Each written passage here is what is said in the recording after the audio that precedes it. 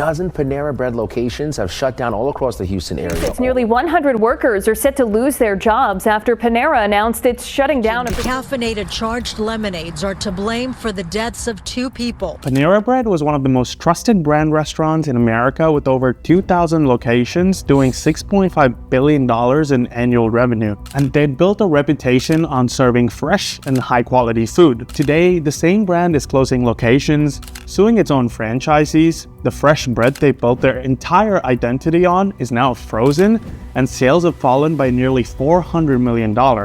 So where did it all go wrong? And how did a single private equity deal ruin all of this? Because the Panera Bread you see today and the one that was built 30 years ago are completely different. You see, Panera Bread wasn't always a corporation. It was built by a man who spent a year training under a sourdough master and personally invested $150,000 of his own money and opened a bakery in Missouri in 1987 and called it the St. Louis Bread Company. He started this entire business on one key principle, that he would serve fresh bread baked every single day using real ingredients. By 1993, he'd grown it to over 24 locations across Missouri, and the timing was perfect. You see, at the time, your options for a meal were quite simple. It was either fast food or a full sit-down restaurant, and I mean nothing in between. And Americans were getting tired of both, and that gap is what Ron Shades saw.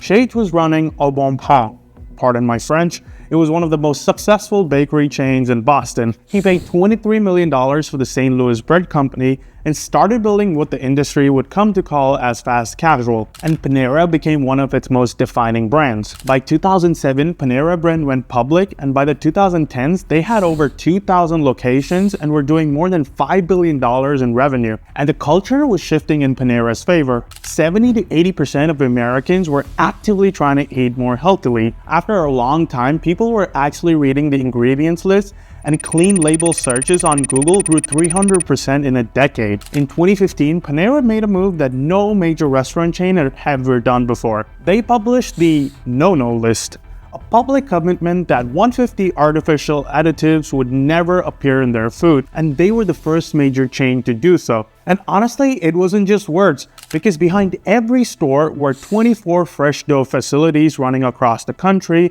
making dough from scratch every single day, and driving it fresh to every store before opening. I mean, this was expensive, labor-intensive, the kind of operation that makes no sense if your only goal is profit. But Panera Bread kept them running because that's what they promised their customers. And people definitely noticed. They had over 25 million loyalty members, the largest restaurant loyalty program in America. And they were also #1 in fast casual for 4 consecutive years. And by 2017, they were doing $6.5 billion in revenue every year and became one of the most recognized names in the fast casual industry. I mean, when you build something worth that much, it attracts attention.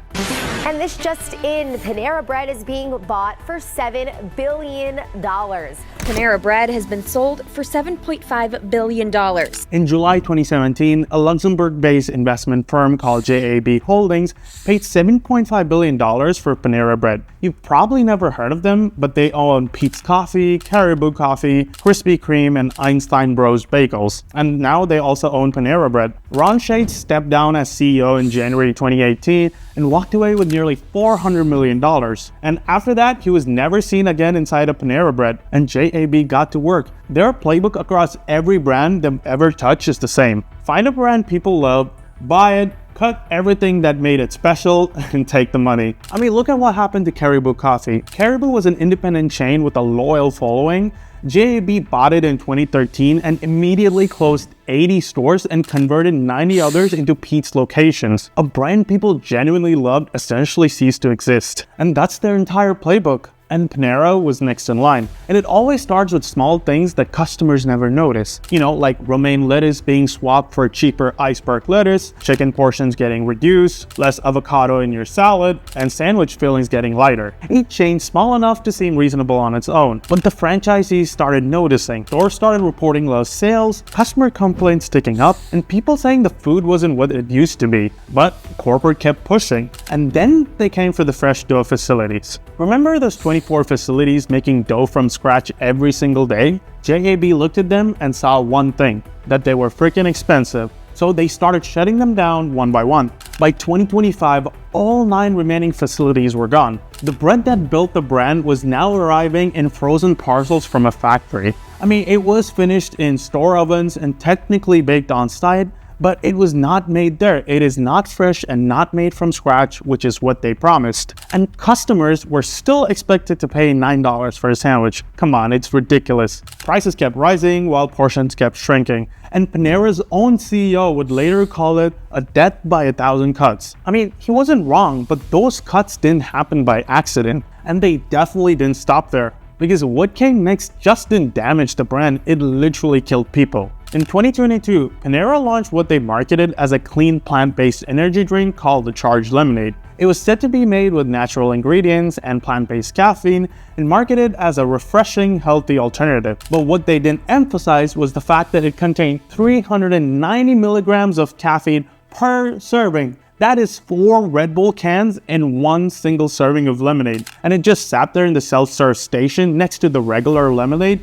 No age restrictions, minimal warnings. And on September 10, 2022, 21-year-old Sarah Katz walked into a Panera Bread in Philadelphia. You see, the thing was she had an existing heart condition and she'd been advised by doctors to avoid energy drinks and high caffeine, especially because of it. And poor lady didn't know that the lemonade was effectively one. Hours later, she died of a cardiac arrest. A year later, 46-year-old Dennis Brown consumed 3 charged lemonades after a shift at a grocery store. A whopping 800 milligrams of caffeine. That's about 8 to 10 Red Bulls. He died on his way back home. 2 deaths, 4 lawsuits, all settled quietly of course, and Panera never disclosed the exact amounts. Panera denied liability in every case. And JAB Holdings, they said nothing. Not a single public announcement. 2 customers died drinking a product one of their brands sold as healthy and clean, but complete silence. Panera moved the drink behind the counter in January 2024, and by May, the drink was completely pulled from their shelves. The brand that spent 30 years telling their customers their food was clean and safe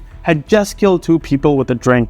But while the headlines were focused on the deaths, the people paying the real price weren't just the customers. The franchisees were going broke too. And here's the thing about JAB's cost cutting. Every decision that squeezed quality also squeezed the people running the stores. Because when customer traffic falls because the food got worse, franchise revenue falls as well. But the fees to corporate stays exactly the same. Here's what the math actually looked like in 2024. The average Panera Bread franchise was doing $2.6 million in annual revenue. I know it sounds healthy, but there's a ton of costs involved. Royalties to corporate alone is 5% of gross sales. That's about $200 out of their pockets before paying any other expense. And ad marketing, which is another 2 to 3% a year. And all of this is before rent, labor, electric bill, or any single expense that might come about. The system was clearly breaking down. In 2024 alone, 21 Panera franchises closed, and corporate had to step in and buy back 11 distressed locations from operators who couldn't make it work. Those clearly aren't the numbers of the healthy franchise system. But the biggest collapse came in Houston. You see, Eduardo Diaz and his company, EYM Cafe of Texas, had bought 15 Panera locations in 2019, confident in the brand. Just 6 years later, EYM had liabilities of up to $50 million against assets of less than $50,000. In February 2025, Diaz started missing royalty payments, and Panera's response wasn't to help. They sent default notices, termination letters, and then filed a lawsuit against them. By June 2025, a federal judge had granted Panera a permanent injunction order ordering EYM to stop using the Panera name entirely. And on August 1st, 2025, the stores completely closed. No notice, no transition plan, nothing. Employees showed up for work that morning and were told the locations were permanently closed. And between 600 to 900 people lost their jobs that day. Many never even received their final paychecks. And while hundreds of workers in Houston got nothing, JAB Holdings were trying to figure out how to get their money back. You see, they paid $7.5 billion for Panera in 2017. 8 years later, the brand is estimated to be worth somewhere between $4 and $6 billion. And here's the part that tells you everything. JAB tried to exit 3 times. First was a SPAC deal with restaurateur Danny Meyer in 2021, which failed. Second was an attempt to sell the company to itself through a continuation fund in 2023, which once again failed. Finally, a confidential IPO filing later the same year, but it was put on hold indefinitely. I mean, nobody wanted to buy Panera Bread. Meanwhile, in the same 8 years JAB owned Panera, Chipotle went from a comparable competitor to nearly twice the size of Panera Bread. By 2024, Chipotle was doing $11.3 billion in revenue, while Panera Bread was doing $6.1 billion. Chipotle nearly tripled, whereas Panera grew just 3%.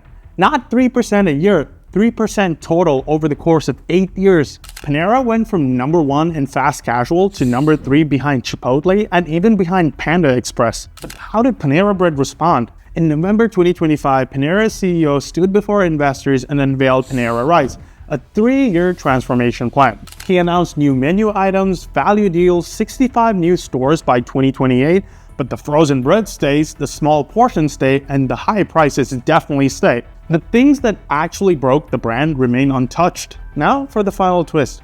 Ron walked away with nearly $400 million when he sold to JAB in 2017. And in 2018, he founded Act 3 Holdings and became the lead investor in a small Mediterranean fast casual chain called Cava. You might have heard of it. In June 2023, Cava went public and the stock nearly doubled on its launch day. Ron's 10% stake is now worth between $800 to $1 billion. He made more money from Cava than selling Panera Bread. And he said it himself. Cava is what Panera was in 1999. The man who built the original sold it to private equity and used the proceeds to build the replacement. I mean, the joke writes itself. JAB Holdings is sitting on a $7.5 billion bet that they can't exit from. If you found this interesting, subscribe and I'll see you on the next one.